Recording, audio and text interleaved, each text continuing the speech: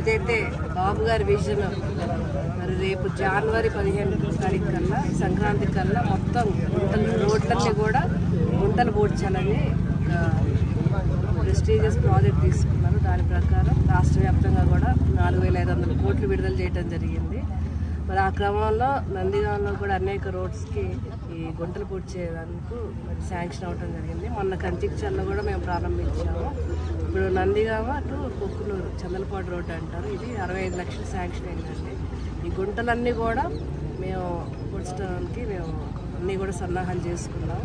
తప్పకుండా ఏదైతే విజన్ ఉందో బాబు గారి విజన్, మొత్తం రోడ్లన్నీ కూడా బాగుంటేనే అక్కడ అభివృద్ధి జరుగుతుంది, దాని ద్వారా ఈ లాజిస్టిక్స్ జరుగుతాయి అని చెప్పి ఒక మంచి విజన్తో ఈ కార్యక్రమం రాష్ట్ర వ్యాప్తంగా కూడా ప్రారంభించారు.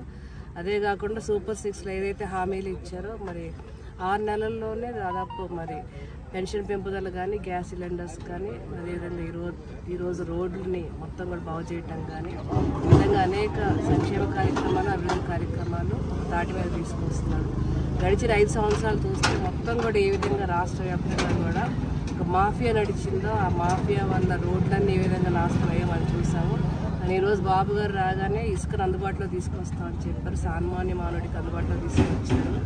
అదేవిధంగా మద్యాన్ని కూడా నాణ్యమైన మద్యం ప్రజలకు అందుబాటులో తీసుకొస్తామని చెప్పారు. అదేవిధంగా కొత్త శాండ్ పాలసీ, మద్యం పాలసీని తీసుకొచ్చారు. ఇంకా భవిష్యత్తులో అనేక కార్యక్రమాలు బాబు గారు చేయబోతున్నారు, సంక్షేమ కార్యక్రమాలు కానీ, అభివృద్ధి కార్యక్రమాలు కానీ.